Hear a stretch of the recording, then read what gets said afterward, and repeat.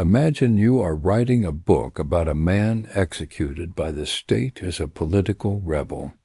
Now, imagine you have to sell that book to the very people who killed him while they are currently at war with his countrymen. This was the impossible dilemma facing the author of the Gospel of Mark. Composed during or just after the bloody revolt of 66 to 74 A.D., Mark's Gospel was a survival tactic. With thousands of Jews being crucified by Rome for rebellion, portraying Jesus as a political revolutionary wasn't just controversial, it was a death sentence for the early church. To understand the why, we have to look at the where. According to Clement of Alexandria, Mark didn't write his gospel in the hills of Galilee. He wrote it in Rome.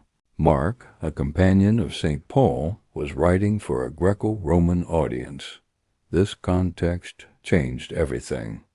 If his message was to survive the hostile political climate of the capital, he had to make a radical choice.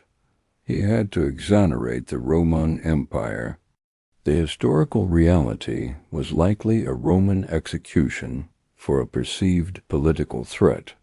But in Mark's hands, the narrative shifted. The regime, the Roman authorities, were whitewashed and portrayed as reluctant participants. The blame, responsibility was shifted away from the state and onto certain Jews in Jerusalem. The tone, the overtly political king of the Jews, was softened into a more spiritual, non-threatening figure. This wasn't just a literary choice. It was a strategic device for the survival of the faith. This shift in blame was adopted by the later gospel writers and eventually became the official stance of the early Christian church.